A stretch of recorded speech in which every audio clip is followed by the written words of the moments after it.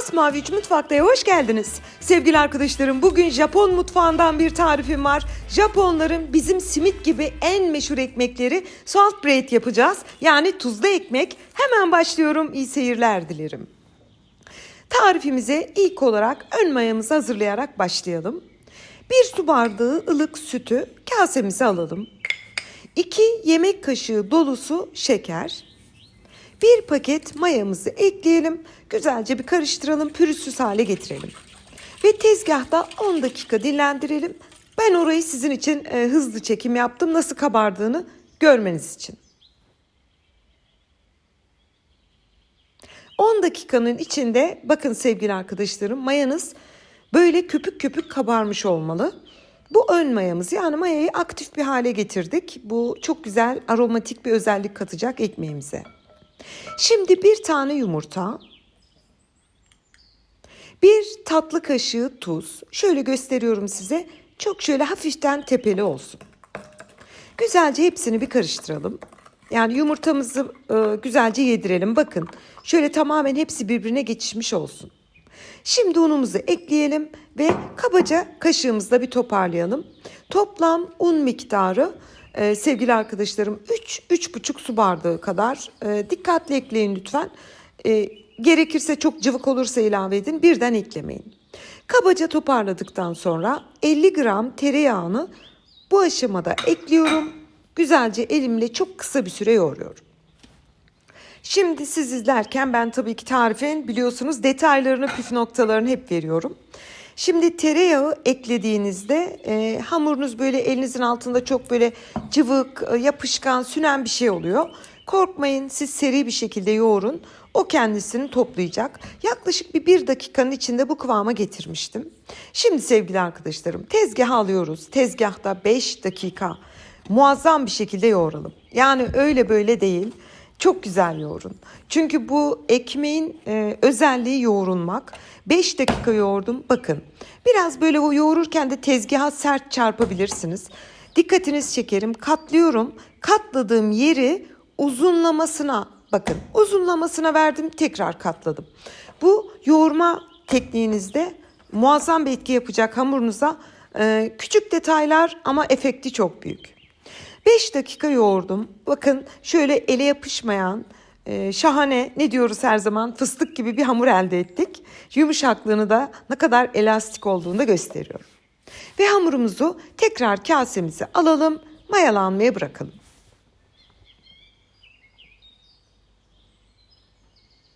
Yaklaşık 1 saat kadar mayalanma süreci var. Bu ortam ısısıyla da alakalıdır. Ben de tam 1 saat sonra mayası gelmişti. Güzelliğe bakar mısınız? Yani hamuru öyle güzel yoğurduk ki mayasını alırken bile kabarcıklar çıkmıştı. Şimdi şöyle tezgahımıza biraz un serpelim. Ve yoğurmuş ve hazırlamış olduğumuz mayası gelen hamurumuzdan parçalar bölüyorum. Ben hepsini tarttım. 100'er gramlık yapıyorum. Siz göz kararı da yapabilirsiniz ama ben tamamen böyle hepsi makineden çıkmış gibi olmasını istediğim için 100'er gramlık bezeler olarak hazırladım. Tam 8 adet beze çıktı. Hepsi 100 gramdı. Sadece bir tanesi 108 gram oldu. Nasıl denk düştü onu da anlamadım gerçekten.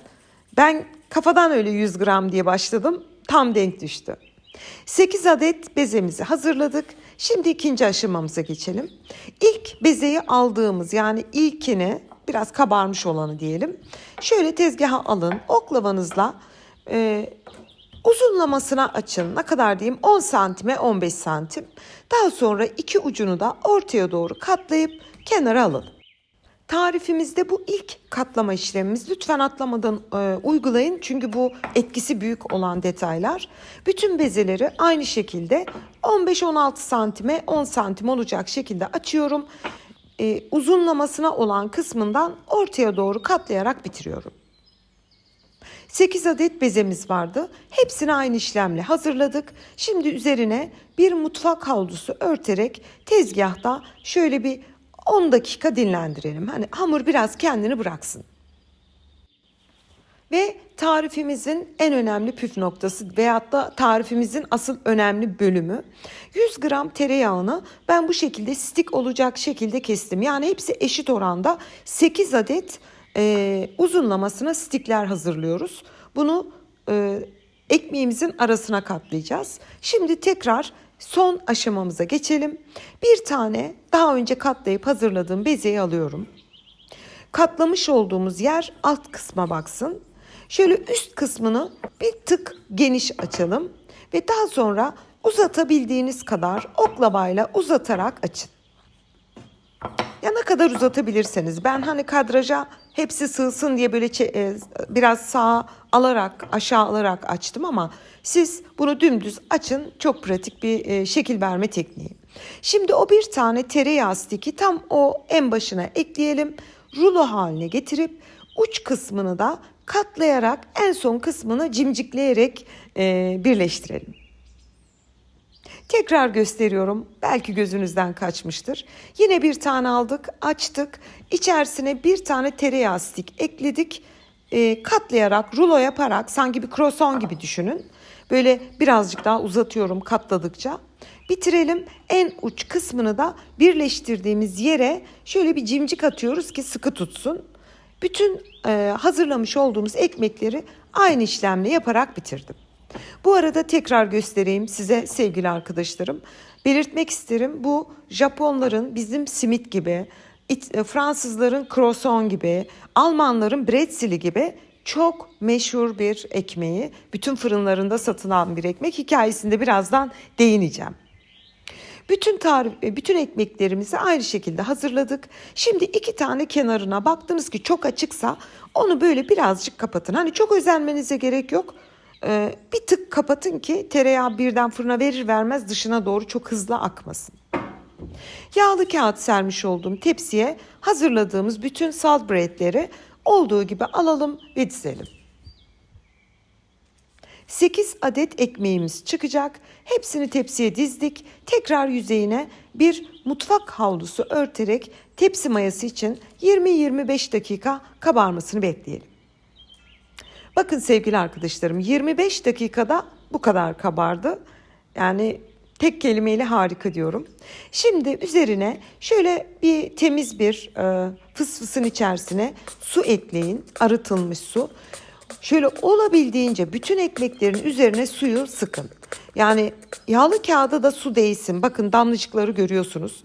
Üzerine de tuz serperek tarifimizi bitiriyoruz. Yani adı üstünde tuzlu ekmek, salt bread diye geçiyor. Şu anda tamamen tarifimizi bitirdik. Ekmeklerimiz fırına gitmek için hazır. Önceden ısınmış alt üst ayar 200 derece fırında 30 maksimum 35 dakika pişmeye gönderdim. Ve 35 dakikanın sonunda, yani ne desem size bilemiyorum, kızarıklığına, kabarıklığına bakar mısınız? Yumurta sürmedik, hiçbir şey sürmedik. Sadece su sıktık ve biraz tuz serptik. Pişme esnasında sevgili arkadaşlarım o tereyağı birazcık böyle akıyor. Çok güzel. Lezzetini de anlatacağım şimdi size. Biraz yağlı kağıdın üzerine tereyağı akıyor. Akarken altını tereyağı kızartıyor. Bakın şöyle size göstereyim. Yani böyle bir lezzet, inanın ki ben tahmin etmiyordum. Sonuç beni şok etti. Şimdi o birazcık akmış olan tereyağı ziyan etmiyoruz.